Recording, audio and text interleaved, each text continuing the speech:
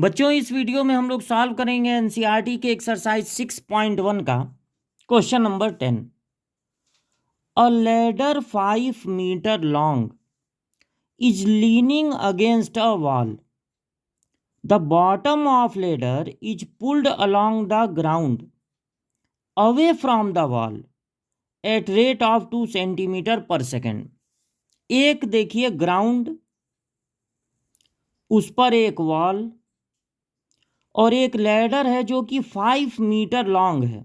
यहाँ पर एक सीढ़ी है जिसकी लेंथ है 5 metre. Leaning against a wall, दीवार पे खड़ी है. The bottom of ladder is pulled along the ground.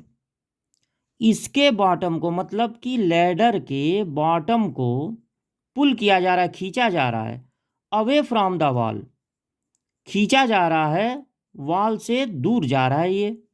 At rate of 2 centimetre पर सेकेंड.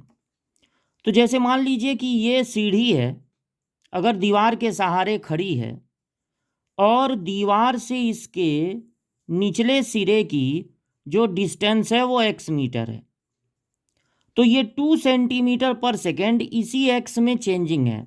मतलब कि dx बाई dt है 2 सेंटीमीटर पर सेकेंड.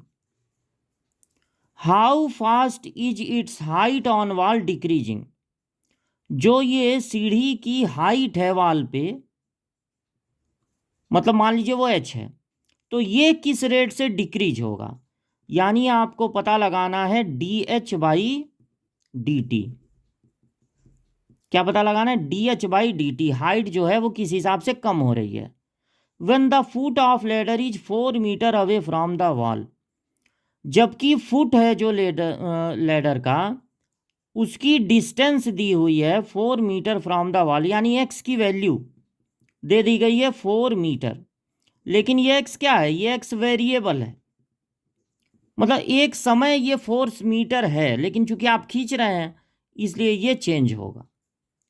तो हमको पता लगाना है dh बाई dt. अब यहाँ पे आप लगा सकते हैं पाइथागोरस थ्योरम बाई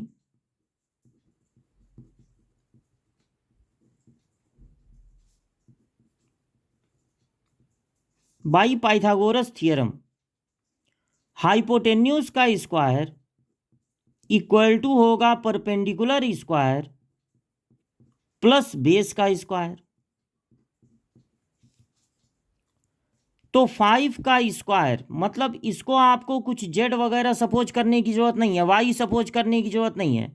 ये जो 5 है वो क्या होगा? कांस्टेंट. क्योंकि अगर आप सीढ़ी को पुल कर रहे हैं या पुश कर रहे हैं तो उस समय सीढ़ी की जो लेंथ होगी वो कांस्टेंट हो जाएगी.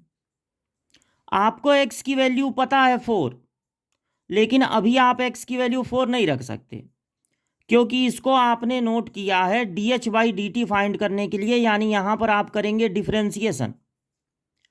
तो जो कांस्टेंट है उसकी वैल्यू तो आप लिख सकते हैं डिफरेंशिएशन के पहले, लेकिन जो वेरिएबल है, बदलने वाली चीज है, उसकी वैल्यू डिफरेंशिएशन के बाद रखी जाती है.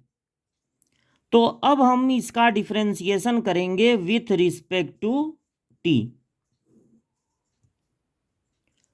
कांस्टेंट का डिफरेंशिएशन होता है 0.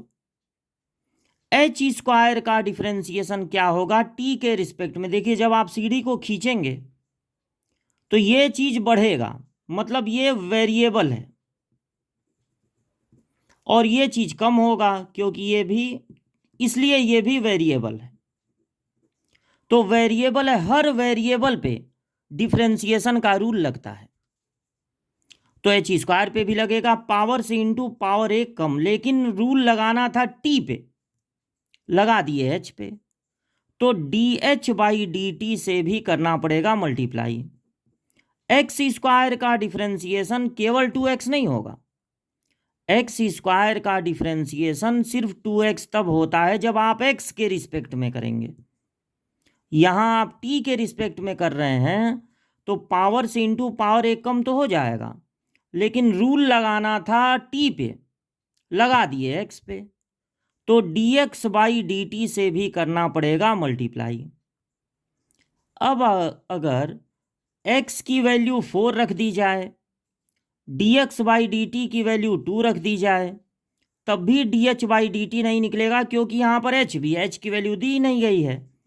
तो एक बार फिर आप पाइथागोरस थ्योरम लगाइए, 5 square equal to H square plus X square. इस बार आप x की वैल्यू 4 रख दीजिए,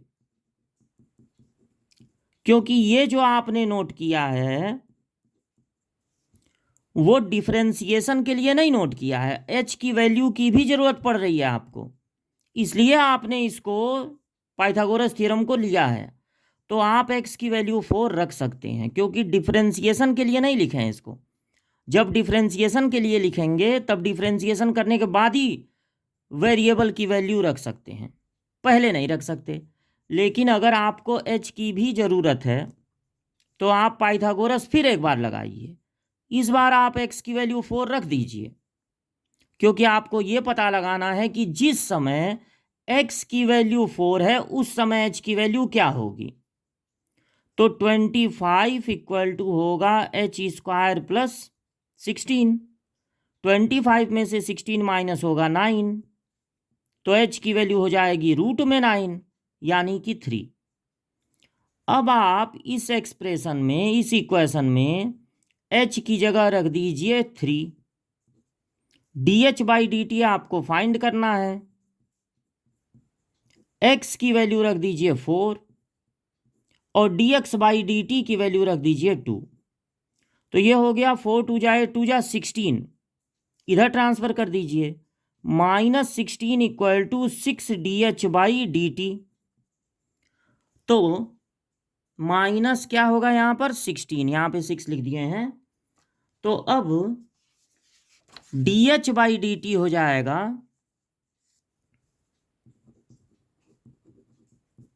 -16/6, 2 से कैंसिल कर दीजिए, -8/3।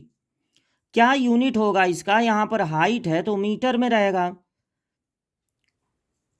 ये किस में दिया है सेंटीमीटर पर सेकंड में, बाकी वैल्यू किस में दिया है मीटर में। तो जो आपका dh बाई डी टी आ रहा है वो सेंटीमीटर पर सेकंड में आएगा। देखिए, अगर मान लीजिए कि यहाँ पर लैडर की हाइट मीटर में दे दिया, उसके बाद 4 मीटर अवे, लेकिन जो रेट ऑफ डिक्रीज है, इंक्रीज है, वो 2 सेंटीमीटर पर सेकंड है। तो ऐसा नहीं है कि आपको इस सेंटीमीटर को मीटर में चेंज करना पड़ेगा। अगर ये सेंटीमीटर पर सेकंड में दिया है तो जो आपका आंसर आएगा dh बाई डी टी वो भी होगा सेंटीमीटर पर सेकंड में। ऐसा यहाँ पर ज़रूरी नहीं है कि ये मीटर में है तो ये भी मीटर पर सेकंड में ही होना चाहिए, ऐसा ज़रूरी नहीं है। अगर ये सेंटीमीटर पर सेकंड में है तो आंसर भी सेंटीमीटर पर सेकंड में आएगा।